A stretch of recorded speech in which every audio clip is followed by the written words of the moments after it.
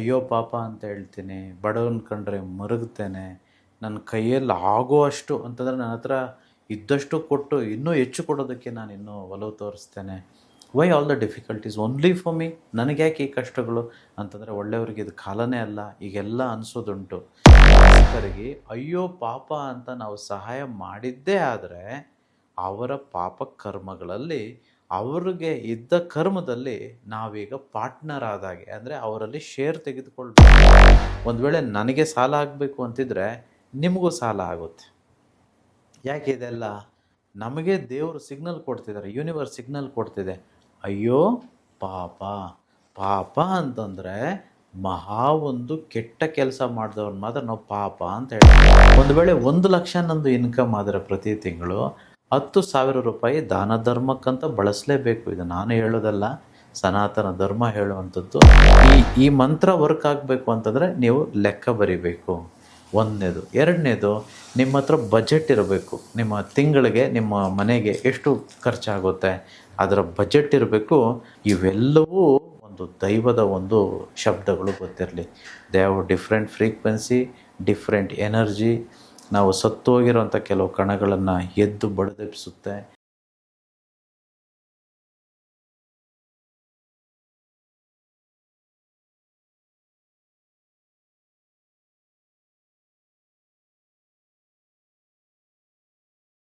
ನಮಸ್ಕಾರ ವೀಕ್ಷಕರೇ, money is happiness ವಿಶೇಷ ಕಾರ್ಯಕ್ರಮಕ್ಕೆ ತಮ್ಮೆಲ್ಲರಿಗೂ ಪ್ರೀತಿಯ ಆದರದ ಸ್ವಾಗತ. ನಾನು ಸೌಮ್ಯ ಮಳಲಿ. ವೀಕ್ಷಕರೇ, ನಮ್ಮ ದೈನಂದಿನ ಜೀವನದಲ್ಲಿ ನಾವು ಹಲವಾರು ಸಮಸ್ಯೆಗಳಿಗೆ ಒಳಗಾಗ್ತಾ ಇರ್ತೀವಿ. ಕೌಟುಂಬಿಕ ವಿಚಾರಕ್ಕೆ ಸಂಬಂಧಪಟ್ಟ ಹಾಗೆ, ವ್ಯವಹಾರಕ್ಕೆ ಸಂಬಂಧಪಟ್ಟ ಹಾಗೆ, ಹಣಕಾಸಿನ ವಿಚಾರಕ್ಕೆ ಸಂಬಂಧಪಟ್ಟ ಹಾಗೆ, ಆರೋಗ್ಯಕ್ಕೆ ಸಂಬಂಧಪಟ್ಟ ಹಾಗೆ ಒಂದಲ್ಲ ಒಂದು ಸಮಸ್ಯೆಗಳು ನಮ್ಮನ್ನು ಬಾಧಿಸ್ತಾ ಇರತ್ತೆ. ಇಂತಹ ಸಮಸ್ಯೆಗಳಿಗೆ ತಮ್ಮ ಕಾರ್ಯಕ್ರಮಗಳ ಮುಖಾಂತರ ನಮ್ಮ ಗುರುಗಳು ನಿರಂತರವಾಗಿ ಪರಿಹಾರವನ್ನ ತಿಳಿಸ್ತಾ ಬರ್ತಿದ್ದಾರೆ. ಹಾಗಿದ್ರೆ ಇವತ್ತಿನ ಕಾರ್ಯಕ್ರಮದಲ್ಲಿ ಯಾವ ವಿಚಾರಕ್ಕೆ ಸಂಬಂಧಪಟ್ಟ ಹಾಗೆ ಗುರುಗಳು ಪರಿಹಾರವನ್ನ ತಿಳಿಸಲಿದ್ದಾರೆ, ಯಾವೆಲ್ಲ ವಿಶೇಷ ಮಾಹಿತಿಯನ್ನ ನಮ್ಮ ಜೊತೆ ಹಂಚಿಕೊಳ್ಳಲಿದ್ದಾರೆ, ಬನ್ನಿ ಅವರಿಂದಲೇ ಕೇಳಿ ತಿಳ್ಕೊಳ್ಳೋಣ. ಇದೆಲ್ಲದ್ರ ಬಗ್ಗೆ ಮಾತನಾಡೋದಕ್ಕೆ ನಮ್ಮ ಜೊತೆ ನಮ್ಮ ಕಾರ್ಯಕ್ರಮದಲ್ಲಿದ್ದಾರೆ ಹಿಮಾಲಯದಲ್ಲಿ ಅಖಂಡ ತಪಸ್ಸನ್ನ ಮಾಡಿ ವಿಶ್ವ ಶಕ್ತಿ ಸಿದ್ಧಿಯನ್ನ ಪಡೆದವರು, ಭೂದೋಷ ನಿವಾರಕರು, ವಾಸ್ತುದೋಷ ಪರಿಹಾರಕರು, ಲಕ್ಷಾಂತರ ಜನರ ಬಾಡಿನಲ್ಲಿ ಶ್ರೀಮಂತಿಕೆಯ ಪರಿವರ್ತನೆಯನ್ನ ತಂದುಕೊಟ್ಟು ನಮ್ಮೊಳಗಿರುವಂತಹ ಬ್ರಹ್ಮ ತತ್ವವನ್ನ ಜಾಗೃತಗೊಳಿಸಿ ನಾವು ಅಂದುಕೊಂಡಿದ್ದನ್ನೆಲ್ಲವನ್ನ ಪಡೆದುಕೊಳ್ಳುವ ವಿಶ್ವ ಮಾರ್ಗವನ್ನ ನಮಗೆ ತಿಳಿಸ್ಕೊಡ್ತಾ ಇರುವವರು ಜೀ ಕನ್ನಡದ ವತಿಯಿಂದ ವೀರ ಕನ್ನಡಿಗ ಪ್ರಶಸ್ತಿ ಪುರಸ್ಕೃತರು, ವಿಶ್ವಚೇತನ ದುಡ್ಡಿನ ದ್ರೋಣಾಚಾರ್ಯ ಶ್ರೀ ಅನಂತ ವಿಶ್ವಾಚಾರ್ಯ ಗುರುಜಿಯವರು ನಮ್ಮ ಜೊತೆ ಕಾರ್ಯಕ್ರಮದಲ್ಲಿದ್ದಾರೆ. ಗುರುಗಳೇ ನಮಸ್ತೆ, ಕಾರ್ಯಕ್ರಮಕ್ಕೆ ಸ್ವಾಗತ. ನಮಸ್ತೆ ಮೇಡಮ್, ಮತ್ತೆ ನಮಸ್ತೆ ನನ್ನ ಎಲ್ಲ ಪ್ರೀತಿಯ ಆಗರ್ಭ ಶ್ರೀಮಂತ ದೇವರುಗಳಿಗೆ. ಸರ್ವೇ ಜನ ಸುಖಿನೋ ಭವಂತು, ಸರ್ವೇ ಸಂತು ನಿರಾಮಯಃ, ಸರ್ವೇ ಭದ್ರಾಣಿ ಪಶ್ಯಂತು, ಮಾ ಕಶ್ಚಿತ್ ದುಃಖ ಭಾಗ ಭವೇತ್. ಅಹಂ ಬ್ರಹ್ಮಸ್ಮಿ. Thank you universe. ಗುರುಗಳೇ, ಮುಂಬರುವ ನಮ್ಮ ಕಾರ್ಯಾಗಾರಕ್ಕೆ ಬರುವ ಜನರು ಎಲ್ಲರಿಗೂ ಕೂಡ ಋಣ ವಿಮೋಚಕ ದೈವಿಕ ಧನಾಕರ್ಷಣೆಯ ಯಂತ್ರವನ್ನ ಹಾಗೆ ಸಾಲ ತೀರಿಸುವಂತಹ ಬ್ಲೂ ಪ್ರಿಂಟ್ ಅನ್ನ ಆಶೀರ್ವದಿಸಿ ಉಚಿತವಾಗಿ ನೀಡ್ತಾ ಇದ್ದೀರಾ. ಅವರೆಲ್ಲರ ಪರವಾಗಿ ನಾನು ಮೊದಲಿಗೆ ನಿಮಗೆ ಧನ್ಯವಾದವನ್ನ ತಿಳಿಸ್ತೇನೆ. ಇನ್ನು ಗುರುಗಳೇ, ನಮ್ಮ ಕಾರ್ಯಕ್ರಮದಲ್ಲಿ ಹಲವಾರು ವಿಶೇಷ ಮಾಹಿತಿಗಳನ್ನು ಹಂಚಿಕೊಳ್ತಾ ಇರ್ತೀರಾ, ಹಲವಾರು ಟಿಪ್ಸ್ಗಳನ್ನು ಕೊಡ್ತಾ ಇರ್ತೀರಾ. ಅಂದರೆ ನಾವು ಏನು ಮಾಡಬೇಕು, ಏನು ಮಾಡಬಾರ್ದು, ಹೇಗಿರಬೇಕು, ಇದೆಲ್ಲದ್ರ ಬಗ್ಗೆ ತಿಳಿಸ್ಕೊಡ್ತಾ ಇರ್ತೀರಿ. ಇದರಲ್ಲಿ ಒಂದು ವಿಚಾರವನ್ನು ನಾನಿವತ್ತು ಕೇಳಬೇಕು ಅಂತ ಅಂದ್ಕೊಂಡಿದ್ದೀನಿ ಗುರುಗಳೇ. ಅಂದರೆ ನಾವು ಸಹಜವಾಗಿ ಯಾವಾಗಲೂ ಮಾತಾಡ್ತಾ ಇರ್ತೀವಿ, ನಮ್ಮ ಕೈಲಾದದ್ದನ್ನು ನಾವು ಸಹಾಯ ಮಾಡಬೇಕು, ಬೇರೆಯವರಿಗೆ ಏನಾದರೂ ನಮ್ಮ ಕೈಲಾದದ್ದನ್ನು ಕೊಡಬೇಕು ಅಂತ ಹೇಳಿ. ಬಟ್ ಎಷ್ಟೋ ಜನ ನಾವು ನೋಡೋದಕ್ಕೆ ಉದಾಹರಣೆಗೆ ಸಿಗ್ತಾರೆ, ತುಂಬ ಹೆಲ್ಪ್ಫುಲ್ ಇರ್ತಾರೆ. ಅವರು ಬಡವರು ಬಗ್ಗರು ಯಾರು ಬಂದರೂ ಕೂಡ ಅವರಿಗೆ ನಮ್ಮ ಕೈಲಿ ಏನಾಗುತ್ತೋ ಅದನ್ನ ಮಾಡ್ತಾ ಇರ್ತಾರೆ.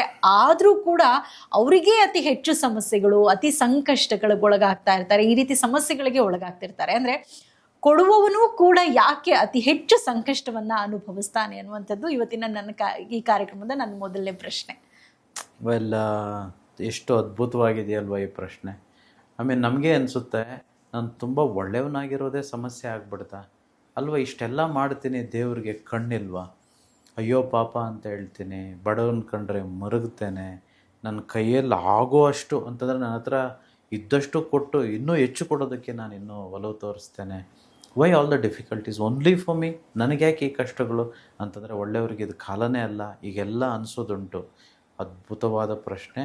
ಆಮೇಲೆ ಇದೆಲ್ಲ ತಿಳ್ಕೊಳ್ಳಿ, you must know this. I mean I think I have told this many times, but ಇದು ಮತ್ತೆ ಮತ್ತೆ ನಿಮಗೆ ಒತ್ತಿ ಹೇಳ್ತಿದ್ದೇನೆ. ನಾವೆಲ್ಲರೂ ಈ ಭೂಮಿ ಮೇಲೆ ಜನ್ಮ ತೆಗೆದುಕೊಂಡಿದ್ದೇವೆ ಅಂತಂದರೆ ಅದಕ್ಕೆ ಕಾರಣ ಆ ಪರಬ್ರಹ್ಮ. ಅದಾದ ಮೇಲೆ ನಮಗೆ ಸಿಕ್ಕಿರುವಂಥ ಕಷ್ಟಗಳಾಗ್ಬೋದು ಅಥವಾ ಸುಖಗಳಾಗ್ಬೋದು, ಸಂತೋಷ ಆಗ್ಬೋದು, ಇದೆಲ್ಲದಕ್ಕೂ ಕಾರಣ ನಮ್ಮ ಕರ್ಮ ಮತ್ತು ಪುಣ್ಯಗಳ ಬ್ಯಾಂಕ್ ಅಕೌಂಟ್ ಬ್ಯಾಲೆನ್ಸ್ ಗೊತ್ತಿರಲಿ. ಸೊ ಹಾಗಾಗಿ ಈಗ ಯಾರೋ ಒಬ್ಬರು, ಈಗ ನಾನು ಕಷ್ಟದಲ್ಲಿದ್ದೀನಪ್ಪ, ತುಂಬ ಸಾಲದಲ್ಲಿದ್ದೀನಿ, ತುಂಬ ತೊಂದರೆಗಳಲ್ಲಿದ್ದೀನಿ, ಇನ್ನೊಬ್ರು ಯಾರೋ ಚೆನ್ನಾಗಿದ್ದಾರೆ, ಮತ್ತೊಬ್ರು ಯಾರೋ ನನ್ನಷ್ಟು ಕಷ್ಟ ಇಲ್ಲ ಬಟ್ ಮೀಡಿಯಮ್ ಲೆವೆಲಲ್ಲಿ ಇರ್ಬೋದು, ಇನ್ನೊಬ್ರಿಗೆ ಯಾರಿಗೋ ಆರೋಗ್ಯ ಸಮಸ್ಯೆ, ಇನ್ನೊಬ್ರು ಯಾರಿಗೋ ಹುಟ್ಟಿನಿಂದಲೇ ತಂದೆ ತಾಯಿ ಕಳ್ಕೊಂಡಿರೋವಂಥವ್ರು, ಇನ್ನೊಬ್ಬರು ವ್ಯಾಪಾರ ಸ್ಟಾರ್ಟ್ ಮಾಡಿದ್ದಾರೆ, ವ್ಯಾಪಾರದಲ್ಲಿ ಫುಲ್ ಲಾಸ್ ಆಗಿ ಸಾಲದಲ್ಲಿದ್ದಾರೆ, ಇನ್ನೊಬ್ಬರು ಯಾರಿಗೋ ಹುಟ್ಟಿನಿಂದನೇ ಕಣ್ಣಿಲ್ಲ ಅಥವಾ ಕಾಲಿಲ್ಲ ಅಥವಾ ಏನೋ ಒಂದು ಅಂಗವೈಫಲ್ಯ ಇದೆ, ಇನ್ನೊಬ್ರು ಯಾರಿಗೋ ಏನು ಮಾಡಿದರೂ ಸಕ್ಸಸ್ಸೇ ಇಲ್ಲ, ಅವ್ರು ಎಷ್ಟು ಕಷ್ಟಪಟ್ಟರು ಅವ್ರು ಏನು ಬಯಸ್ತಾರೋ ಅದು ಸಿಗ್ತಿಲ್ಲ. ಇದೆಲ್ಲದಕ್ಕೂ ಕಾರಣ ಏನು? ಯಾರೋ ಒಬ್ಬರು ತುಂಬ ಬ್ಯೂಟಿಫುಲ್ಲಾಗಿ ಈ ಚೆಸ್ ಹೇಗೆ ಆಡ್ತೀವೋ ನಾವಿಲ್ಲಿ, ಅದೇ ರೀತಿಯೇ ಇದೊಂದು ನಿಯಮ. ಈ ಭೂಮಿ ಮೇಲೆ ಯಾರೇ ಹುಟ್ಟಿರಲಿ, ಅದು ಪ್ರಾಣಿ ಪಕ್ಷಿ ಮನುಷ್ಯ ಯಾರೇ ಆಗಲಿ, ಅದು ಹುಟ್ಟಿರೋವಂಥದ್ದು ಮತ್ತು ಈ ಭೂಲೋಕದ ನಿಯಮಗಳನ್ನ ಅನುಸರಿಸಬೇಕು. ಅದನ್ನು ಪಾಲನೆ ಮಾಡೋದಕ್ಕೆ ಯೂನಿವರ್ಸ್ ಇದೆ, ದೇವರಿದ್ದಾರೆ. ಅವರೆಲ್ಲರಿಗೂ ಕಷ್ಟ ಕೊಟ್ಟಿರೋದು ಯೂನಿವರ್ಸೇ, ಇವರೆಲ್ಲರಿಗೂ ಸುಖ ಕೊಟ್ಟಿರೋದು, ಹಣ ಕೊಟ್ಟಿರೋದು, ಎಲ್ಲವೂ ಕೊಟ್ಟಿರೋದು ಆ ಯೂನಿವರ್ಸೇ. ಆ ಯೂನಿವರ್ಸ್ಗೆ ಲೆಕ್ಕ ಗೊತ್ತಿದೆ, ಇವರಿಗೆ ಕಷ್ಟಕ್ಕೆ ಹೋಗಬೇಕು, ಇವನು ಪ್ರಾಯಶ್ಚಿತ್ತ ಪಡಬೇಕು, ಇವನು ಇದನ್ನು ಅನುಭವಿಸಿದಾಗ ಮಾತ್ರ ನನ್ನ ಹತ್ರ ಬರೋದಕ್ಕೆ ಸಾಧ್ಯ, ಸ್ವರ್ಗಕ್ಕೆ ಬರೋದಕ್ಕೆ ಸಾಧ್ಯ. ಅವರು ಅನುಭವಿಸ್ಲಿ ಅಂತಾನೆ ಭಗವಂತ ಈ ಭೂಮಿಗೆ ಕಳಿಸಿರುವಂಥದ್ದು. ಹಾಗಾಗಿ ಯೂನಿವರ್ಸ್ಗೆ ಗೊತ್ತಿಲ್ಲದೆ ಯಾರೂ ಸಹ ಏನೂ ಮಾಡೋದಕ್ಕೆ ಆಗೋದೇ ಇಲ್ಲ. ಹಾಗಾಗಿ ನಾವುಗಳು ಈಗ ಯಾರೋ ಒಬ್ಬರು ಕಷ್ಟದಲ್ಲಿದ್ದಾರೆ ಅಂತಂತೇಳಿ ಮನಸ್ಕರಿಗೆ ಅಯ್ಯೋ ಪಾಪ ಅಂತ ನಾವು ಸಹಾಯ ಮಾಡಿದ್ದೇ ಆದರೆ ಅವರ ಪಾಪ ಕರ್ಮಗಳಲ್ಲಿ ಅವ್ರಿಗೆ ಇದ್ದ ಕರ್ಮದಲ್ಲಿ ನಾವೀಗ ಪಾರ್ಟ್ನರ್ ಆದಾಗೆ, ಅಂದರೆ ಅವರಲ್ಲಿ ಶೇರ್ ತೆಗೆದುಕೊಳ್ಬೇಕೀಗ. ಈಗ ಒಂದು ವೇಳೆ ಎಕ್ಸಾಂಪಲ್ ಕೊಡ್ತಿದ್ದೇನೆ, ನನ್ನ ಕರ್ಮದ ಪ್ರಕಾರ ನನ್ನ ಒಂದು ಲೈಫ್ನಲ್ಲಿ ಮದುವೆ ಆಗಬಾರ್ದು, ಅಥವಾ ನನಗೆ ಮದುವೆ ಆದರೂ ಡೈವರ್ಸ್ ಆಗಬೇಕು, ಅಥವಾ ಮದುವೆ ಆದರೆ ಮಕ್ಕಳಾಗಬಾರ್ದು, ಅಥವಾ ಏನೋ ಒಂದು ಈ ರೀತಿ ತೊಂದರೆಗಳಿದೆ ಅಂತ ಅಂದ್ಕೊಳ್ಳೋಣ. ಈಗ ಒಂದು ವೇಳೆ ನೀವು ನನಗೆ ಅತಿಯಾದ ಸಹಾಯ, ಅತಿಯಾದ ಕರುಣೆ, ಅತಿಯಾದ ಒಂದು ಮಮಕಾರ, ಒಂದು ಅಯ್ಯೋ ಪಾಪ ಅನ್ನುವಂಥದ್ದು ಮಾಡಿ ನನಗೆ ಸಹಾಯ ಮಾಡೋದೇ ಆದರೆ ಆಗೇನಾಗುತ್ತೆ ಅಂದರೆ ನನ್ನ ಕರ್ಮದಲ್ಲಿ ನಿಮಗೂ ಸಹ ಪಾಲು ಸಿಗುತ್ತೆ. ಅಂತಂದರೆ ನಿಮಗೆ ಮದುವೆ ಆಗದೆ ಹೋಗ್ಬೋದು, ಆದರೂ ನಿಮಗೆ ಡೈವರ್ಸ್ ಆಗ್ಬೋದು, ಅಥವಾ ಮಕ್ಕಳಾಗದೇ ಹೋಗ್ಬೋದು. ಒಂದು ವೇಳೆ ನನಗೆ ಸಾಲ ಆಗಬೇಕು ಅಂತಿದ್ರೆ ನಿಮಗೂ ಸಾಲ ಆಗುತ್ತೆ. ಯಾಕೆ ಇದೆಲ್ಲ? ನಮಗೆ ದೇವರು ಸಿಗ್ನಲ್ ಕೊಡ್ತಿದ್ದಾರೆ, ಯೂನಿವರ್ಸ್ ಸಿಗ್ನಲ್ ಕೊಡ್ತಿದೆ. ಅಯ್ಯೋ ಪಾಪ, ಪಾಪ ಅಂತಂದರೆ ಮಹಾ ಒಂದು ಕೆಟ್ಟ ಕೆಲಸ ಮಾಡಿದವ್ರನ್ನ ಮಾತ್ರ ನಾವು ಪಾಪ ಅಂತ ಹೇಳ್ತೇವೆ. ಇಲ್ಲಿ ತಪ್ಪುಗೂ ಪಾಪಕ್ಕೂ ತುಂಬ ಡಿಫ್ರೆನ್ಸ್ ಇದೆ, ವ್ಯತ್ಯಾಸ ಇದೆ. ತಪ್ಪು ಅಂತಂದರೆ ಮಕ್ಕಳು ಮಾಡುವಂಥದ್ದು ತಪ್ಪು, ಆದರೆ ನಾವು ದೊಡ್ಡವರಾಗಿ ಒಳ್ಳೆಯ ಮನಸ್ಥಿತಿ ಇದ್ದು ಈ ಚೈತನ್ಯ ಇದ್ದು ಗೊತ್ತಿದ್ದು ಕೆಟ್ಟ ಕೆಲಸಕ್ಕೆ ಪಾಪ ಅಂತ ಕರೀತೇವೆ. ಈಗ ಯಾರನ್ನ ಕೊಲ್ಲುವಂಥದ್ದು ಮಹಾಪಾಪ. ಅಷ್ಟೇ ಅಲ್ಲ, ಯಾರ ಮನಸ್ಸುಗಳನ್ನು ಬೇಕಂತ ಅವರಿಗೆ ಕಷ್ಟ ಕೊಟ್ಟು ಹಿಂಸೆ ಕೊಡುವಂಥದ್ದು ಸಹ ಮಹಾಪಾಪವೇ ಸರಿ. ಅದು ಬ್ರಹ್ಮಹತ್ಯಕ್ಕೆ ಸಮನಾಗಿರುವಂಥದ್ದು. ಅಥವಾ ಮೋಸ ಮಾಡುವಂಥದ್ದು, ಅಥವಾ ಲಂಚ ತೆಗೆದುಕೊಳ್ಳುವಂಥದ್ದು. ನಮ್ಮ ಮನಸ್ಸಿಗೆ ಯಾವುದು ತಪ್ಪು ಅಂತ ನಮಗೇ ಅನಿಸುತ್ತೋ ಅಂಥದಕ್ಕೆಲ್ಲವೂ ಸಹ ಅದು ಪಾಪವಾಗುತ್ತೆ. ಅದಕ್ಕೆ ಕರ್ಮ ಇರುತ್ತೆ, ಗೊತ್ತಿರಲಿ. ಈಗ ಮಕ್ಕಳಿಗೆ ಅವರು ಮಾಡೋದು ತಪ್ಪು ಅಂತ ಅವ್ರಿಗೆ ಗೊತ್ತಿರೋದಿಲ್ಲ. ಈಗ ಪ್ರಾಣಿ ಪಕ್ಷಿಗಳು ತಪ್ಪು ಮಾಡುತ್ತೆ, ಅದು ತಪ್ಪು ಅಂತ ಅವ್ರಿಗೆ ಗೊತ್ತಿಲ್ಲ. ಬಟ್ ಮನುಷ್ಯನಿಗೆ ಮಾತ್ರ ನೋಡಿ ಹೇಗಿದೆ ನೋಡಿ, ಮನುಷ್ಯನಿಗೆ ಮಾತ್ರ ನಾವು ಮಾಡೋ ಪ್ರತಿಯೊಂದು ತಪ್ಪು ಅಥವಾ ಪಾಪ ಅಂತ ನಮಗೆ ಗೊತ್ತಾಗ್ತಾ ಹೋಗುತ್ತೆ. ಅದಕ್ಕೆ ಸರ್ವಜ್ಞ ಹೇಳ್ತಾನೆ, ತೋಡಿರ್ಪ ಬಾವಿಂಗೆ ಕೂಡಿರ್ಪ ಜಲಸಾಕ್ಷಿ, ಮಾಡಿದ್ದಕ್ಕೆಲ್ಲ ಮನಸಾಕ್ಷಿ, ಸರ್ವಕ್ಕೂ ಮೃಡನೆ ಸಾಕ್ಷಿ ಸರ್ವಜ್ಞ. ನೋಡಿ, ನೀನು ತೋಡಿರೋ ಅಂಥ ಬಾವಿಗೆ ಸಾಕ್ಷಿ ಅದರಲ್ಲಿರೋ ನೀರಾದರೆ, ಮಾಡಿದ್ದಕ್ಕೆಲ್ಲ ನೀನೇನೆಲ್ಲ ಮಾಡ್ತೀಯಲ್ವಾ, ಕೆಟ್ಟದ್ದು ಒಳ್ಳೇದು ಏನೇ ಮಾಡಲಿ ಅದಕ್ಕೆಲ್ಲ ಸಾಕ್ಷಿ ಯಾರು? ನಿನ್ನ ಮನಸ್ಸೇ. ಹಾಗಾಗಿ ಯಾವುದನ್ನೂ ಸಹ ನಿನ್ನ ಮನಸ್ಸಿಗೆ ಗೊತ್ತಿಲ್ಲದೆ ಹಾಗೆ ಮಾಡೋದಕ್ಕೆ ಸಾಧ್ಯನೇ ಇಲ್ಲ. ಒಂದು ಸಲ ಯಾರೋ ಹೇಳ್ತಾರಂತೆ, ಪರೀಕ್ಷೆ ಮಾಡೋದಕ್ಕೆ ಕನಕದಾಸರು ಮತ್ತು ಅವ್ರ ಶಿಷ್ಯರೆಲ್ಲ ಇರ್ತಾರೆ. ಅವ್ರ ಗುರುಗಳು ಹೇಳ್ತಾರೆ, ಎಲ್ರಿಗೂ ಒಂದೊಂದು ಬಾಳೆಹಣ್ಣು ಕೊಟ್ಬಿಟ್ಟು ಇದನ್ನು ಹೋಗಿ ಯಾರೂ ಇಲ್ಲದೇ ಇರೋ ಜಾಗದಲ್ಲಿ ತಿಂದು ಬರಬೇಕು ಅಂತ. ಬೇರೆ ಉಳಿದ ಶಿಷ್ಯರೆಲ್ಲ ತಿಂದ್ಬಿಟ್ಟು ಬಂದ್ಬಿಡ್ತಾರಂತೆ. ಆದರೆ ಕನಕದಾಸರು ವಾಪಸ್ ಬಂದು ಹೇಳ್ತಾರೆ, ನಾನು ಎಲ್ಲಿ ತಿನ್ನಲಿ ಸ್ವಾಮಿ, ಎಲ್ಲ ಕಡೆ ಭಗವಂತ ನೋಡ್ತಿದ್ದಾನೆ. ಭಗವಂತ ಎಲ್ಲಪ್ಪ ಇದ್ದಾನಂದ್ರೆ ನನ್ನ ಒಳಗಡೆ ಇದ್ದಾನೆ. ನಾನು ನೋಡ್ದಂಗೆ ಆಯ್ತಲ್ವ ಈ ಬಾಳೆಹಣ್ಣನ್ನ, ಹೇಗೆ ತಿನ್ನೋದಕ್ಕೆ ಸಾಧ್ಯ? ಎಲ್ಲ ಕಡೆ ಯೂನಿವರ್ಸ್ ಇದೆ ಅಂತ ಕನಕದಾಸರು ಬಂದು ಗುರುಗಳಿಗೆ ಹೇಳ್ತಾರಂತೆ. ಗುರುಗಳು ಪ್ರಶಂಸೆ ಮಾಡ್ತಾರೆ. ಆಮೇಲೆ ಹೇಳ್ತಾರೆ, ಎಲ್ಲರಿಗಿಂತ ಎಷ್ಟು ಶ್ರೇಷ್ಠವಾದವನು ನಮ್ಮ ಕನಕದಾಸ ಅಂತಂತೇಳಿ. ಸೊ ಹಾಗಾಗಿ ಯೂನಿವರ್ಸ್ ಇಲ್ಲದೆ ಇರೋವಂಥ ಜಾಗ ಎಲ್ಲೂ ಇಲ್ಲ. ಸೊ ಹಾಗಾಗಿ ಅವನ ಒಂದು ನಿಯಮ ಮಾಡೋದಕ್ಕೆ ನಾವು ಬಿಡಬೇಕು. ಯಾರೋ ಕಷ್ಟದಲ್ಲಿದ್ದಾರೆ, ನಾವು ಅವ್ರನ್ನ ದ್ವೇಷ ಮಾಡಬೇಕು ಅಂತ ಹೇಳ್ತಿಲ್ಲ, ಅಥವಾ ನಾವು ಸಹಾಯ ಮಾಡಲೇಬಾರ್ದು, ಮನಸ್ಸು ಕರಗಬಾರ್ದು, ಅಯ್ಯೋ ಪಾಪ ಅನ್ಬಾರ್ದು ಅಂತ ನಾನು ಹೇಳ್ತಿಲ್ಲ. ಬದಲಿಗೆ ದಶಾಂಶದಲ್ಲಿ ನಾವು ಒಂದು ಸಹಾಯ ಮಾಡೋಣ ಅಂತಂದರೆ, ಪ್ರತಿ ತಿಂಗಳು ನಾನು 10,000 ದುಡಿಯೋದೇ ಆದರೆ ದಶಾಂಶದಲ್ಲಿ ಒಂದು ಅಂಶ ಅಂತಂದರೆ 1/10 ಅಂದರೆ 1,000 ರೂಪಾಯಿ ನಾನು ದಾನ ಧರ್ಮಗಳಿಗೆ ಬಳಸಲೇಬೇಕು. ಒಂದು ವೇಳೆ 1 ಲಕ್ಷ ನಂದು ಇನ್ಕಮ್ ಆದರೆ ಪ್ರತಿ ತಿಂಗಳು 10,000 ರೂಪಾಯಿ ದಾನ ಧರ್ಮಕ್ಕಂತ ಬಳಸಲೇಬೇಕು. ಇದು ನಾನು ಹೇಳೋದಲ್ಲ, ಸನಾತನ ಧರ್ಮ ಹೇಳುವಂಥದ್ದು. ಬರೀ ಸನಾತನ ಧರ್ಮ ಅಲ್ಲ, ನೀವು ಯಾವುದೇ ಧರ್ಮಕ್ಕೆ ಹೋದರೂ ಎಲ್ಲ ಧರ್ಮಗಳಲ್ಲೂ ಹೇಳುವಂಥದ್ದು, ನೇಚರ್ ಹೇಳುವಂಥದ್ದು, ಯೂನಿವರ್ಸ್ ಹೇಳುವಂಥದ್ದು ಕೊಡಬೇಕು ಅಂತಂತೇಳಿ. ನಾನು ಕೊಡಬೇಕು ಅಂತಂತ ಹೇಳಿದಾಗ ನಿಮ್ಗೊಂದು ಉದಾಹರಣೆ ಕೊಡಬೇಕು. ಈಗ ಹೇಗೂ ಸಮ್ಮರ್ ಸೀಸನ್ನು, ಮಾವಿನ ಹಣ್ಣು ಎಲ್ಲ ಕಡೆ ಇರುತ್ತೆ, ಅಥವಾ ವಾಟರ್ ಮೆಲನ್ನು, ಕಲ್ಲಂಗಡಿ ಎಲ್ಲ ಕಡೆ ಇರುತ್ತೆ. ನಾನು ನಿಮ್ಮನ್ನು ಕೇಳ್ತೇನೆ, ಯಾವುದಾದ್ರೂ ಮಾವಿನ ಹಣ್ಣು ಗಿಡ ಇಲ್ಲಿ ತನಕ ಇಷ್ಟು ಮಾವಿನ ಹಣ್ಣು ಬಿಟ್ಟಿದೆ, ಯಾವತ್ತಾದರೂ ತಾನು ಬಿಟ್ಟಿರೋ ಮಾವಿನ ಹಣ್ಣನ್ನ ಆ ಮರ ಯಾವತ್ತಾದರೂ ಟೇಸ್ಟ್ ಮಾಡಿದೆಯಾ? ಒಂದು ಹಣ್ಣನ್ನು, ಯಾವುದೇ ಕಲ್ಲಂಗಡಿ ಹಣ್ಣನ್ನು ಆ ಒಂದು ಕಲ್ಲಂಗಡಿ ಹಣ್ಣು ಗಿಡ ಅದು ಟೇಸ್ಟ್ ಮಾಡಿದೆಯಾ? ಅದಕ್ಕೆ ಗೊತ್ತಿಲ್ಲ ಅದರ ಟೇಸ್ಟು ನೋಡಿ ಹೇಗಿದೆ ಅಂತಂತೇಳಿ. ಈ ಯೂನಿವರ್ಸ್ ಹೇಗಿದೆ ಡಿಸೈನು ಅಂತಂದರೆ ಕೊಡೋದಕ್ಕೆ ಗೊತ್ತಿರೋವಂಥದ್ದು. ಈ ಮನುಷ್ಯನಿಗೂ ಹಾಗೇ ಅದೇ ಆಪ್ರೇಟಿಂಗ್ ಸಿಸ್ಟಮ್ ಇಟ್ಟಿರೋದು. ಆದರೆ ನಾವು ಹೇಗಿದ್ದೀವಿ ಅಂತಂದರೆ ಏನೂ ಸಹ ಕೊಡಲ್ಲ. ಈಗ 10% ನಾನು ಅಂತ ಹೇಳಿದೆ, ಎಷ್ಟು ಜನ 10% ಕೊಟ್ಟಿದ್ದೀರಾ? ನಿಮ್ಮನ್ನು ನೀವು ಕ್ವೆಶ್ಚನ್ ಮಾಡ್ಕೊಳ್ಳಿ. ಹೆಚ್ಚು ದರಿದ್ರ ನಮ್ಗೆ ಅಂಟ್ಕೊಂಡಿರೋದು, ಇವತ್ತು ಸುತ್ತಕೊಂಡಿರೋದು ನಾವು ಕೊಡದೇ ಇರೋದಕ್ಕೆ, ಅಥವಾ 10% ಬದಲು ಹೇಗೇಗೋ ಕೊಟ್ಟಿರೋದಕ್ಕೆ. 10%ಗೆ ಹೆಚ್ಚು ಕೊಡಲಿಕ್ಕಿಲ್ಲ. You should never give. ಅದಕ್ಕೆ ನಾನು ಹೇಳ್ತಿರೋದು, don't overdo it nor underdo it. Do it exactly what is prescribed. ಇದು ಹೇಗಿದೆ ಅಂತಂದರೆ, ಒಂದು ಮಾತ್ರೆ ತಿನ್ರಪ್ಪ ಅಂತ ಡಾಕ್ಟ್ರ್ ಹೇಳ್ತಾರೆ. ಕೆಲವರು ಒಂದು ಮಾತ್ರೆ ತಿಂದರೆ ಕರೆಕ್ಟಾಗಿರ್ತಾರೆ, ಇಲ್ಲ ಮಾತ್ರೆನೇ ತಿಂದೇ ಇರೋರು ಇದ್ದಾರೆ, ಅಥವಾ ತಿಂದರೆ ಯಾಕೆ ಸುಮ್ಮನೆ ಒಂದು ತಿಂಗಳೆಲ್ಲ ತಿನ್ನಬೇಕು, 30 ಅಟ್ ಎ ಟೈಮ್ ತಿನ್ಬಿಡೋಣ ಅಂತ ತಿನ್ನೋರು ಇದ್ದಾರೆ. ಸೊ ಹಾಗಾಗಿ ದಾನದಲ್ಲೂ ಅಷ್ಟೇ, ಎಷ್ಟು ಕೊಡಬೇಕು ಅಷ್ಟೇ ಕೊಡಬೇಕು, ಹೆಚ್ಚು ಬೇಡ, ಹಾಗಂತೇಳಿ ಕಡಿಮೆನೂ ಬೇಡ. ಸೊ ಇದು ತುಂಬ ತುಂಬ ಇಂಪಾರ್ಟೆಂಟು. ಸೊ ಅಯ್ಯೋ ಪಾಪ ಅಂದಾಗಲೆಲ್ಲ ನಮ್ಮ ಹಳಬರು ವಯಸ್ಸಾದವ್ರು ಹೇಳಿರೋಂಥ, ಹಿರಿಯರು ಹೇಳಿರೋವಂಥದ್ದು 6 ತಿಂಗಳು ಶಾಪ ಅಂತ ಹೇಳಿದ್ದಾರೆ. ಇದು ನಿಮ್ಗೆ ಗೊತ್ತಿದೆ, ಯಾರಿಗೂ ಅಯ್ಯೋ ಪಾಪ ಅಂತ ಹೇಳ್ಬೇಡ ಅಂತ ಹೇಳಿದ್ದಾರೆ. So don't ever feel pity on anybody. Don't sympathise or empathise beyond what is prescribed or limited to you. So you got to be aware of this. So ತುಂಬ ಜನ ನನ್ನ ಹತ್ರ ಬರ್ತಾರೆ, ತುಂಬ ಕೊಟ್ಟು ಕೊಟ್ಟು ಕೊಟ್ಟು ಕಳ್ಕೊಂಡವ್ರನ್ನ ನಾನು ತುಂಬ ನೋಡಿದ್ದೇನೆ. ಸೊ ಸಪೋಸ್ ನನ್ನ ಹತ್ರ 10,000 ಇದೆ, ನಾನು 1,000 ಕೊಡ್ಬೋದು. ಒಂದು ವೇಳೆ ಆ 1,000 ನನಗೆ ಅವರು ಹಿಂತಿರುಗಿ ಕೊಡದೆ ಹೋದರು, ನಾನು if they don't give me back also, it is still absolutely fine. Because ನಾನು ಸಾಲದಲ್ಲೆಲ್ಲ ಕೊಟ್ಟಿರೋದು, ನಾನು ಯಾರಿಗೂ ಹೆಲ್ಪ್ ಮಾಡಿದ್ದೀನಿ, ನನ್ನ ದುಡ್ಡಲ್ಲಿ ನಾನು ಹೆಲ್ಪ್ ಮಾಡಿದ್ದೀನಿ. ಈಗ ಅವ್ರು ಕೊಡದೆ ಹೋದರೂ ನನಗೆ ಪರವಾಗಿಲ್ಲ ಅಲ್ಲ, ನಾನು ದಾನವಾಗೇ ಕೊಟ್ಟಿರೋದು. I can't give more than 10%. ಈಗ ತುಂಬ ಜನ ಯಾಕೆ ಕೊಡ್ತಾರೆ ಗೊತ್ತಾ? ಇವರು ದುಡ್ಡು ಅಲ್ಲದೆ ಪಕ್ಕದ ಯಾರೋ ಫ್ರೆಂಡ್ ಹತ್ರ ತೆಗೆದುಕೊಂಡು ಬಂದು ಇವ್ರು ಕೊಟ್ಬಿಡ್ತಾರೆ ಸಾಲ ಮಾಡಿ. ಈಗ ಇವ್ರು ಕೊಟ್ಟಿಲ್ಲ ಅಂತಂದರೆ ಸಾಲದವ್ರು ಯಾರನ್ನ ಕೇಳ್ತಾರೆ? ನಾನು ಬಂದು ಕೇಳ್ತಾರೆ. So they are in such difficulties. So don't do that, B in your limits. Okay, so this is what I think it is answered madam. So ಅಯ್ಯೋ ಪಾಪ ಯಾರಿಗೂ ಅನ್ಬೇಡಿ. ಅಯ್ಯೋ ಪಾಪ ಅನ್ನೋದೇ ಆದರೆ, ಈಗ ಅನ್ಲೇಬೇಕಪ್ಪ ಅಯ್ಯೋ ಪಾಪ ಅನ್ಬೇಕು ಅಂತ ನೀವು ಅನ್ನೋದೇ ಆದರೆ ನಿಮಗೆ ನೀವು ಅಯ್ಯೋ ಪಾಪ ಅಂದ್ಕೊಳ್ಳಿ, ಯಾಕಂದರೆ ನೀವೇ ಬಡವರು ಫಸ್ಟು.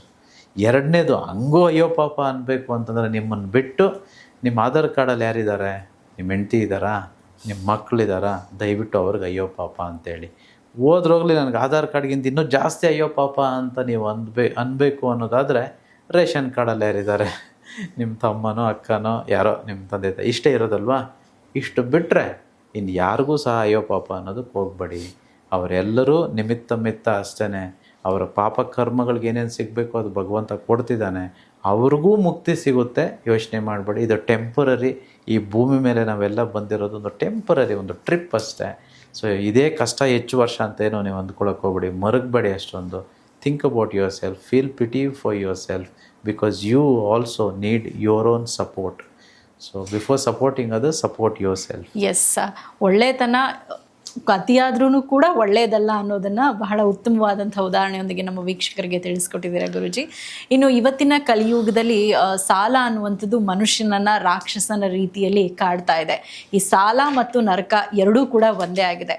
ಬಟ್ ನೀವು ನಿಮ್ಮ ಕಾರ್ಯಾಗಾರಗಳ ಮುಖಾಂತರ ಮತ್ತು ಯೂಟ್ಯೂಬ್, ಫೇಸ್ಬುಕ್, ಇನ್ಸ್ಟಾಗ್ರಾಮಲ್ಲಿ ಸ್ಪೆಷಲ್ ಸಬ್ಸ್ಕ್ರಿಪ್ಷನ್ ಪಡ್ಕೊಂಡಂಥ ವೀಕ್ಷಕರಿಗೆ ವಿಶೇಷವಾದಂಥ ವಿಡಿಯೋಗಳ ಮುಖಾಂತರ ಋಣಮುಕ್ತ ತಂತ್ರಗಳನ್ನು ತಿಳಿಸ್ಕೊಡ್ತಾ ಬರ್ತಿದ್ದೀರಿ. ಮೊದಲಿಗೆ ನಿಮ್ಗೆ ಅದಕ್ಕೆ ಥ್ಯಾಂಕ್ಸ್ ಹೇಳ್ತಾ, ಇವತ್ತಿನ ಕಾರ್ಯಕ್ರಮದಲ್ಲೂ ಕೂಡ ನಮ್ಮ ವೀಕ್ಷಕರ ಒತ್ತಾಯದ ಮೇರೆಗೆ ಒಂದಷ್ಟು ಉಪಯುಕ್ತ ಮಾಹಿತಿಯನ್ನು ಇದರ ಕುರಿತಂತೆ ತಿಳಿಸ್ಕೊಡ್ಬಹುದಾ? ಎಸ್, ಡೆಫಿನೆಟ್ ಆಗಿ. ಯಾರೆಲ್ಲ ಸ್ಪೆಷಲ್ ಸಬ್ಸ್ಕ್ರೈಬರ್ಸ್ ಆಗಿದ್ದೀರೋ ತುಂಬ ಧನ್ಯವಾದಗಳು. ನಾನು ಯಾಕೆ ಸ್ಪೆಷಲ್ ಸಬ್ಸ್ಕ್ರೈಬ್ ಮಾಡ್ಕೊಳ್ಳಿ, ಯಾಕಂದರೆ ಸ್ಪೆಷಲ್ ಕಂಟೆಂಟ್ ನಾನು ನಿಮಗೆ ಅಲ್ಲಿ ಕೊಡ್ತೇನೆ. ಯಾಕೆ ಸ್ಪೆಷಲ್ ಸಬ್ಸ್ಕ್ರೈಬರ್ಸ್ಗೆ ಕೊಡುವಂಥದ್ದು? ನಿಮಗೆ ಕ್ಯೂರಿಯಾಸಿಟಿ ಇರ್ಬೋದು, ಇದು ದುಡ್ಡು ನಾವು ಪ್ರತಿ ತಿಂಗಳು ಕಟ್ಟಬೇಕು ಅಂತಂತೇಳಿ. ಥಿಂಕ್ ಅದು ಗುರುದಕ್ಷಿಣೆ ಅಂತ ತಿಳ್ಕೊಳ್ಳಿ. ಯಾಕಂದರೆ ನಮಗೂ ಮಂತ್ಲಿ ಎಕ್ಸ್ಪೆನ್ಸಸ್ ಇರುತ್ತೆ, ಸ್ಟಾಫ್ ಇದ್ದಾರೆ, ನಾವು ಹಲವಾರು ಒಂದು ಕ್ರಿಯೆಗಳನ್ನು ಮಾಡೋದಿದೆ, ನಾವು ದಾನ ಧರ್ಮಗಳನ್ನು ಮಾಡೋದಿದೆ.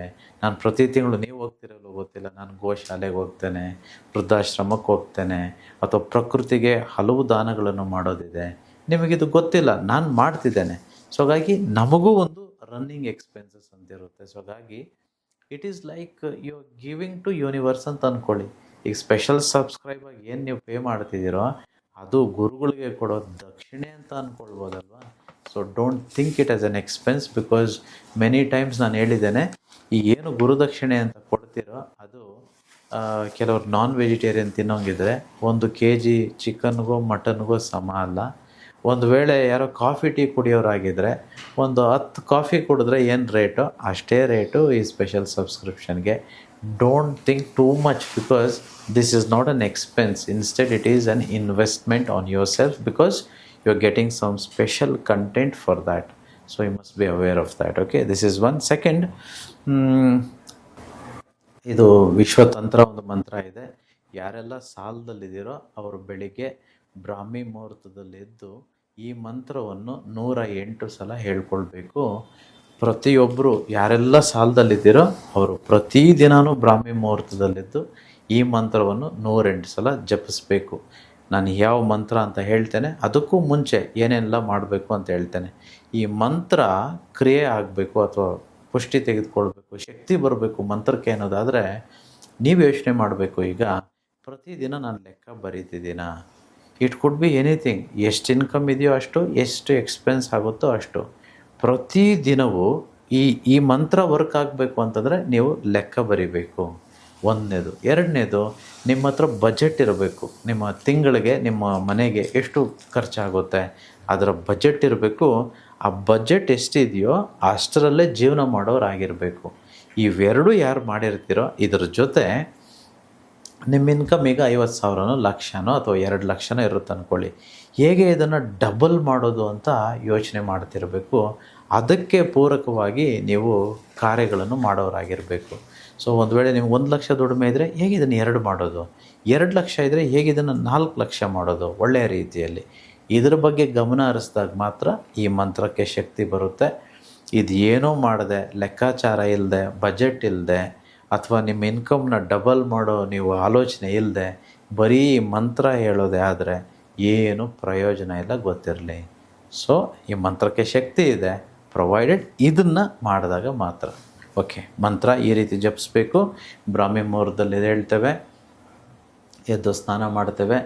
ಇದು ತಣ್ಣೀರೇ ಆಗಬೇಕಂತಿಲ್ಲ, ಇದು ಒಂದಿನಲ್ಲ ಪ್ರತಿದಿನ ಮಾಡೋ ಸಲುವಾಗಿ ನೀವು ಬೆಚ್ಚಗಿನ ನೀರಲ್ಲಿ ಮಾಡ್ಬೋದು. ಆಮೇಲೆ 9 ನಿಮಿಷ ಮೌನವಾಗಿ ನಿಮಗೆ ಎಲ್ಲಿ ಸೂಕ್ತನೋ ಅಲ್ಲಿ ಕುಳಿತುಕೊಳ್ಬೋದು. ನಾರ್ತ್ ಫೇಸಿಂಗ್ ಮಾಡಿ ಉತ್ತರ ದಿಕ್ಕಿಗೆ ನಿಮ್ಮ ಮುಖವನ್ನು ಇಟ್ಟು ಈ ಒಂದು ಮಂತ್ರವನ್ನು ಮನಸ್ಸಿನಲ್ಲಿ ಹೇಳ್ಕೊಳ್ಬೇಕು. ಓಕೆ, ಈ ರೀತಿ 108 ಸಲ ಹೇಳ್ಕೊಳ್ಳಿ. ಓಂ ಶ್ರೀಂ ಹ್ರೀಂ ಕ್ಲೀಂ ಮಹಾಲಕ್ಷ್ಮೇ ನಮಃ. ಓಂ ಶ್ರೀಂ ಹ್ರೀಂ ಕ್ಲೀಂ ಮಹಾಲಕ್ಷ್ಮೇ ನಮಃ. ಓಂ ಶ್ರೀಂ ಹ್ರೀಂ ಕ್ಲೀಂ ಮಹಾಲಕ್ಷ್ಮೇ ನಮಃ. ಸೊ ಇದರ ಸಾರಾಂಶ ಇಷ್ಟೇ. ಇವೆಲ್ಲ ಬೀಜ ಮಂತ್ರಗಳು ನಮ್ಮಲ್ಲಿ ಈ ಸುಪ್ತ ಚೇತನ ಅಂತ ಏನು ಕರಿತೀನೋ ಅಥವಾ ನಮ್ಮ ಒಳಗಡೆ ಆ ದೈವಿಕತ್ವ ಏನಿದೆಯೋ ಅವೆಲ್ಲವೂ ಚೇತನ ಜಾಗೃತಗೊಳ್ಳೋದಕ್ಕೆ ಈ ಒಂದು ಶಬ್ದಗಳು ಕಾರಣವಾಗುತ್ತೆ. ಇದು ಸುಮ್ಮನೆ ಎಲ್ಲ ಓಂ ಅನ್ನುವಂಥದ್ದಾಗಲಿ, ಹ್ರೀಂ ಅನ್ನುವಂಥದ್ದಾಗಲಿ, ಕ್ಲೀಮ್ ಅನ್ನುವಂಥದ್ದಾಗಲಿ, ಇವೆಲ್ಲವೂ ಒಂದು ದೈವದ ಒಂದು ಶಬ್ದಗಳು. ಗೊತ್ತಿರಲಿ, they have different frequency, different energy. ನಾವು ಸತ್ತೋಗಿರೋಂಥ ಕೆಲವು ಕಣಗಳನ್ನು ಎದ್ದು ಬಡಿದೆಬ್ಬಿಸುತ್ತೆ, ನಿಮಗೆ ಆ ಚೇತನವನ್ನು ಕೊಡುತ್ತೆ, ಪಾಸಿಟಿವ್ ಆಗಿ ಆ್ಯಕ್ಟ್ ಮಾಡೋದಕ್ಕೆ ಹೆಲ್ಪ್ ಮಾಡುತ್ತೆ. ನಾನೇನೆಲ್ಲ ಹೇಳಿದ್ನಲ್ವ ಅವೆಲ್ಲ ಕ್ರಿಯೆಗಳು, ವಿಶ್ವ ಕ್ರಿಯೆಗಳನ್ನು ಮಾಡೋದಕ್ಕೆ ಪ್ರಚೋದಿಸುತ್ತೆ. ಗೊತ್ತಿರಲಿ. So please do it with utmost devotion and utmost faith and trust in the mantra. Yes madam. Yes Guruji, ಇನ್ನು ಕೊನೆಯದಾಗಿ ನಮ್ಮ ಮುಂಬರುವ ಕಾರ್ಯಾಗಾರ ಇದೇ ಮೇ 10ನೇ ತಾರೀಕು ನಡೀತಾ ಇದೆ. ಬಹಳಷ್ಟು ಉಪಯುಕ್ತ ಮಾಹಿತಿಗಳನ್ನು ಕೂಡ ಅವತ್ತು ನೀವು ನೀಡಲಿದ್ದೀರಿ. ಮತ್ತು ಇಡೀ ಕುಟುಂಬ ಸಮೇತರಾಗಿ ಕಾರ್ಯಾಗಾರ ಅಟೆಂಡ್ ಮಾಡಬೇಕು ಅಂತ ಯಾವಾಗಲೂ ಕೂಡ ಹೇಳ್ತಾ ಇರ್ತೀರಾ. ಸೊ ಇದರ ಒಂದು ವಿಶೇಷತೆ ಬಗ್ಗೆ ಕೂಡ ಒಂದು ಚಿಕ್ಕ ಮಾಹಿತಿಯನ್ನು ನಮ್ಮ ವೀಕ್ಷಕರಿಗೆ ಕೊಟ್ಬಿಡಿ. ಯಾಕೆ ಕುಟುಂಬ ಸಮೇತರಾಗಿ ಬರಬೇಕು ಅಂತಂದರೆ, ಇದು ಎಲ್ಲರಿಗೂ ಬೇಕಾಗಿರೋ ಒಂದು ವಿದ್ಯೆ. ಸೊ ಇದು ಒಬ್ಬರಿಗೆ ಮಾತ್ರ ಇದ್ದರೆ ಸಾಲದು ಅಂತಂತ ಹೇಳಲಿಕ್ಕಿಲ್ಲ. ಇದು ಊಟ ಇದ್ದ ಹಾಗೆ. ಸೊ ಎಲ್ಲರೂ ಊಟ ಮಾಡಬೇಕಾ ಮನೆಯಲ್ಲಿ? ಮಕ್ಕಳು ಮಾಡಬೇಕು, ದೊಡ್ಡವರು ಮಾಡಬೇಕು, ವಯಸ್ಸಾದವರು ಮಾಡಬೇಕು. ಅಥವಾ ಇದು ಉಸಿರಿದ್ದಾಗೆ, ಗಾಳಿ ಇದ್ದಾಗೆ, ಎಲ್ಲರಿಗೂ ಗಾಳಿ ಬೇಕೇ, ಉಸಿರು ಬೇಕು. ಸೊ ಹಾಗಾಗಿ ಈ ಒಂದು ವಿಶ್ವ ಜ್ಞಾನ ಅನ್ನುವಂಥದ್ದು ಎಲ್ಲರಿಗೂ ಬೇಕು. ಹಣದ ಬಗ್ಗೆ ಅರಿವು ಎಲ್ಲರಿಗೂ ಗೊತ್ತಿದ್ದಾಗ ಮಾತ್ರ ಕೆಲವು ನಿರ್ಣಯಗಳನ್ನು ಮಾಡೋದಕ್ಕೆ ಸುಲಭ ಆಗುತ್ತೆ. ವಿಶೇಷವಾಗಿ ಮುಂಬರುವ ಕಾರ್ಯಾಗಾರ ಸಾಲ ತೀರಿಸುವುದು ಹೇಗೆ ಅನ್ನುವಂಥ ಕಾರ್ಯಾಗಾರ ಆಗಿರೋದಕ್ಕೆ ಪ್ರತಿಯೊಬ್ಬರು ಡೆಸಿಷನ್ ಮಾಡಬೇಕಾಗುತ್ತೆ. ಎಲ್ಲರಿಗೂ ಈ ಜ್ಞಾನ ಗೊತ್ತಿದ್ದಾಗ ನಾವು ನಿರ್ಣಯಗಳು ತೆಗೆದುಕೊಳ್ಳೋದಕ್ಕೆ ತುಂಬ ಸುಲಭ ಆಗುತ್ತೆ. ಫಾರ್ ಎಕ್ಸಾಂಪಲ್, ಉದಾಹರಣೆಗೆ ಹೇಳುವಂಥದ್ದು, ಈಗ ಯಾವುದೋ ಒಂದು ನನ್ನ ಹತ್ರ 10 ಸೈಟ್ ಇದೆ. ಒಂದು ಸೈಟ್ ಮಾರಿದ್ರೆ ನಾನು ಸಾಲ ತೀರೋಗುತ್ತೆ ಅಂತ ಅಂದುಕೊಳ್ಳೋಣ. ಈಗ ನನ್ನ ಮನೆಯಲ್ಲಿ ನಾನೊಬ್ಬನೇ ಅಲ್ಲ ಸೈಟ್ ಮಾರೋದಕ್ಕೆ ಡೆಸಿಷನ್ ಮಾಡುವಂಥದ್ದು. ನನ್ನ ಅಪ್ಪ ಇರ್ತಾರೆ, ನನ್ನ ಅಮ್ಮ ಇರ್ತಾರೆ, ಅಥವಾ ನನ್ನ ಹೆಂಡತಿ ಡಿಸೈಡ್ ಮಾಡಬೇಕು, ನನ್ನ ಮಕ್ಕಳ ಅನುಮತಿನೂ ಬೇಕು. ಈಗ ಒಂದು ವೇಳೆ ನನಗೆ ಮಾತ್ರ ಇದು ಗೊತ್ತಿದೆ, ಅವ್ರು ಯಾರಿಗೂ ಗೊತ್ತಿಲ್ಲ ಅಂತಂದರೆ ಅವ್ರು ನಿಜವಾಗ್ಲೂ ನಮ್ಗೆ ಎನ್ಕರೇಜ್ ಮಾಡ್ತಾರೆ. ಯಾವುದೇ ಕಾರಣಕ್ಕೂ ಸೈಟ್ ಮಾಡೋಕ್ಕೆ ನಾನು ಬಿಡಲ್ಲ ಅಂತ ಹೇಳ್ತಾರೆ. ಆಗ ಎಷ್ಟು ಕಷ್ಟ ಇರುತ್ತೆ ನಮಗೆ ನಿರ್ಣಯ ತೆಗೆದುಕೊಳ್ಳೋದಕ್ಕೆ. ಅಥವಾ ಬೇರೆ ಎಕ್ಸಾಂಪಲ್ ಹೇಳ್ತೇನೆ. ಉದಾಹರಣೆಗೆ ಈಗ ನಾವು ಸಾಲದಲ್ಲಿದ್ದೀವಿ, ಯಾವುದೋ ಒಂದು ಹಬ್ಬ ಮಾಡೋದು ಬೇಡ, ಅಥವಾ ಅಲ್ಲೆಲ್ಲೋ ಹೋಗಬೇಕು ಅಂತಿದ್ವು, ಹೋಗೋದು ಬೇಡ, ಖರ್ಚು ಹೆಚ್ಚಾಗುತ್ತೆ ಅಂತಂತೇಳಿ ನಮ್ಗೆ ಗೊತ್ತಿರುತ್ತೆ. ಇದು ನಿಜವಾಗ್ಲೂ ನಾವು ಮನೇಲಿರೋರಿಗೆ ಯಾರಿಗೂ ಗೊತ್ತಿಲ್ಲ ಅನ್ನೋದಾದರೆ ಅವರೆಲ್ಲ ನಿಜವಾಗ್ಲೂ ನಮ್ಗೆ ಎನ್ಕರೇಜ್ ಮಾಡ್ತಾರೆ. ಏನು ಅನ್ಬೋದು ಅವರು? ವರ್ಷಕ್ಕೊಂದು ಹಬ್ಬ ಬರುತ್ತೆ, ಹಬ್ಬಕ್ಕೆ ಬಟ್ಟೆ ತೆಗೆದುಕೊಟ್ಟಿಲ್ಲ. ಅಲ್ಲ, ಸಾಲ ಎಷ್ಟೇ ಇರಲಿ, ಅವರು ಅದನ್ನೆಲ್ಲ ಮನಸ್ಸಲ್ಲಿ ಇಟ್ಕೊಳ್ಳಲ್ಲ. ನನಗೆ ಬಟ್ಟೆ ತೆಗೆದುಕೊಟ್ಟಿಲ್ಲ, ಹಬ್ಬ ಸರಿಯಾಗಿ ಮಾಡಲಿಲ್ಲ, ಪೂಜೆ ಸರಿಯಾಗಿ ಮಾಡಲಿಲ್ಲ. ಸೊ ಹಾಗಾಗಿ ಖರ್ಚುಗಳು ಜಾಸ್ತಿ ಆಗ್ತಾ ಹೋಗುತ್ತೆ. ಯಾವಾಗ ಇದ್ರ ಬಗ್ಗೆ ಸಂಪೂರ್ಣವಾಗಿ ಎಲ್ರಿಗೂ ಗೊತ್ತಿರುತ್ತೋ ಎಲ್ಲರೂ ಕುಳಿತುಕೊಂಡು ಬಜೆಟ್ ಮಾಡ್ಬೋದು. ಪ್ರತಿದಿನ ಲೆಕ್ಕ ಎಲ್ಲರೂ ಬರೆಯುವಂಥದ್ದಾಗುತ್ತೆ.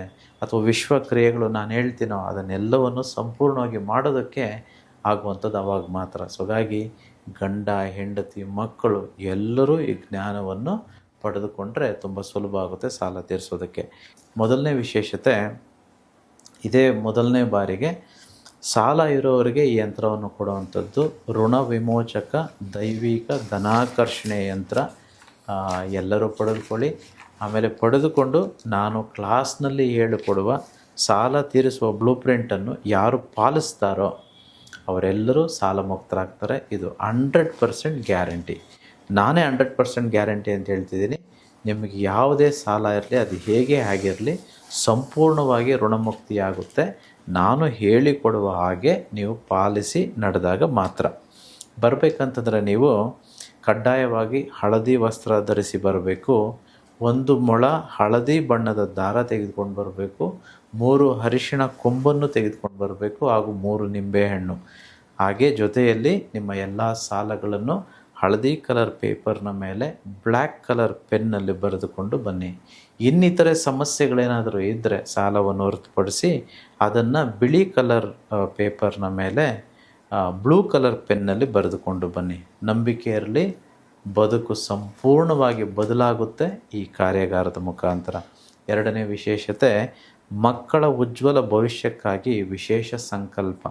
ಸರಸ್ವತಿ ತತ್ವ ಮತ್ತು ಲಕ್ಷ್ಮಿ ತತ್ವ ಎರಡನ್ನೂ ನಾನು ನಿಮಗೆ ತಿಳಿಸ್ಕೊಡ್ತೇನೆ. ವಿಶೇಷವಾಗಿ ಮಕ್ಕಳಿಗೆ ಆಶೀರ್ವಾದ ಇರುತ್ತೆ. ಮೂರನೆಯದು, ವಿಶೇಷವಾದ ಋಣಮುಕ್ತಿಗೋಸ್ಕರ ಮಾಡುವಂಥ ಹಣದ ಧ್ಯಾನ ಅಥವಾ ಮನಿ ಮೆಡಿಟೇಷನ್ ನಾನು ಕ್ಲಾಸ್ನಲ್ಲಿ ಹೇಳಿಕೊಟ್ಟು ಮಾಡಿಸ್ತೇನೆ ಮತ್ತು ಹೇಗೆ ನೀವು ಮನೆಗೆ ಹೋದ್ಮೇಲೆ ಮಾಡಬೇಕು ಅನ್ನೋಂಥದ್ದನ್ನು ತಿಳಿಸ್ಕೊಡ್ತೇನೆ. ಅದರ ಜೊತೆ ಕಾರ್ಯಕ್ರಮದ ಕೊನೆಯಲ್ಲಿ ಪವಿತ್ರ ದಿವ್ಯಶಕ್ತಿ ಜಲವನ್ನು ನಾನು ಪ್ರೋಕ್ಷಣೆ ಮಾಡ್ತೇನೆ. ನಾಲ್ಕನೆಯ ವಿಶೇಷತೆ, ಸಕಲ ಋಣಗಳ ಮುಕ್ತಿ ಪಡೆಯುವ ಕಾರ್ಯಾಗಾರ ಇದಾಗಿರೋದ್ರಿಂದ ದೇವಋಣ, ಋಷಿಋಣ, ಪಿತೃಋಣ, ಪಂಚಭೂತಗಳ ಋಣ ಮತ್ತು ಭೂಲೋಕದಲ್ಲಿ ಮಾಡಿದ ಸಾಲಗಳ ಋಣಗಳನ್ನು ನಾವು ಋಣಮುಕ್ತರಾಗೋದಕ್ಕೆ ವಿಶೇಷವಾದ ಒಂದು ದೇವಸ್ಥಾನ ಇದೆ, ಶಿವನ ದೇವಸ್ಥಾನ. ಅದು ಸಾವಿರಾರು ವರ್ಷಗಳಿಂದ ಇರುವಂಥ ಒಂದು ಪುರಾತನ ದೇವಸ್ಥಾನ, ತುಂಬ ಶಕ್ತಿಶಾಲಿಯುಳ್ಳದ್ದು. ಅಲ್ಲಿಗೆ ಎಲ್ಲರೂ ಹೋಗಬೇಕು. ಏನು ಮಾಡಬೇಕು, ಹೇಗೆ ಹೋಗಬೇಕು ಅನ್ನೋದನ್ನು ಕಾರ್ಯಾಗಾರದಲ್ಲಿ ತಿಳಿಸ್ಕೊಡ್ತೇನೆ. ಎಲ್ಲರೂ ಹೋಗಿ ಪುಣ್ಯಕ್ಕೆ ಪ್ರಾಪ್ತಿಯಾಗಿ. ಐದನೇ ವಿಶೇಷತೆ, ಲಕ್ಷ್ಮೀ ಕುಬೇರ ಧನ ಪ್ರಾಪ್ತಿ ಕ್ರಿಯಾ ಅನುಷ್ಠಾನ ವ್ರತ. ಇದು 36 ದಿನಗಳ ವ್ರತ, 45 ದಿನಗಳದ್ದು ಅಲ್ಲ. ಸೊ ಹೇಗೆ ಮಾಡಬೇಕು? ಸೊ ಧನ ಪ್ರಾಪ್ತಿಯಾಗೋದಕ್ಕೆ, ಅನಿರೀಕ್ಷಿತ ಹಣದ ಅವಕಾಶಗಳು ಬರೋದಕ್ಕೆ, ಹಳೆಯ ಸಾಲಗಳು ತೀರೋದಕ್ಕೆ, ಉದ್ಯೋಗ ಅಥವಾ ಬಿಸ್ನೆಸ್ಸಲ್ಲಿ ಡೆವಲಪ್ಮೆಂಟ್ ಆಗೋದಕ್ಕೆ, ಲಾಭ ಬರೋದಕ್ಕೆ ಎಲ್ಲವೂ ಈ ಒಂದು ಲಕ್ಷ್ಮೀ ಕುಬೇರ ಧನ ಪ್ರಾಪ್ತಿ ಕ್ರಿಯಾ ಅನುಷ್ಠಾನ ವ್ರತ ಹೆಲ್ಪ್ ಮಾಡುತ್ತೆ, ಸಹಾಯ ಮಾಡುತ್ತೆ. ಎಲ್ಲರೂ ಮಾಡಿ, ಎಲ್ಲರೂ ಲಕ್ಷ್ಮೀ ಕೃಪೆಗೆ ಪಾತ್ರರಾಗಿ ಶ್ರೀಮಂತರಾಗಿರ್ತಾರೆ. ಮುಂಬರುವ ಕಾರ್ಯಕಾಲದ ವಿಶೇಷತೆಗಳ ಜೊತೆಗೆ ಇವತ್ತಿನ ಕಾರ್ಯಕ್ರಮದಲ್ಲಿ ಹಲವಾರು ಉಪಯುಕ್ತ ಮಾಹಿತಿಯನ್ನು ತಿಳಿಸ್ಕೊಟ್ರೆ ಗುರುಗಳೇ, ಧನ್ಯವಾದಗಳು. ಧನ್ಯವಾದಗಳು. ಸೊ ವೀಕ್ಷಕರೇ, ನೋಡಿದ್ರಲ್ಲ, ಇದೇ ರೀತಿಯಾದಂತಹ ಮಾಹಿತಿಗಳನ್ನು ಪಡ್ಕೊಂಡು ನಿಮ್ಮ ಜೀವನದಲ್ಲಿ ನೀವು ಅನುಭವಿಸ್ತಾ ಇರುವ ಸಮಸ್ಯೆಗಳಿಂದ ಹೊರಬರಬಹುದು. ಗುರುಜಿಯವರ ಕಾರ್ಯಾಗಾರವನ್ನು ಅಟೆಂಡ್ ಮಾಡಿ, ಹಾಗೆ ಗುರುಜಿಯವರ ಪುಸ್ತಕಗಳನ್ನು ಕೊಂಡ್ಕೊಂಡು ಅದರಲ್ಲಿರುವಂತಹ ಮಾಹಿತಿಯನ್ನು ತಿಳ್ಕೊಂಡು ನೀವು ಕೂಡ ನಿಮ್ಮ ಸಮಸ್ಯೆಯಿಂದ ಹೊರಬರಬಹುದು. ಈ ರೀತಿಯ ಮತ್ತಷ್ಟು ವಿಶೇಷ ಮಾಹಿತಿಗಳೊಂದಿಗೆ ಮುಂದಿನ ಕಾರ್ಯಕ್ರಮದಲ್ಲಿ ಮತ್ತೆ ಭೇಟಿಯಾಗೋಣ. ನಮಸ್ಕಾರ.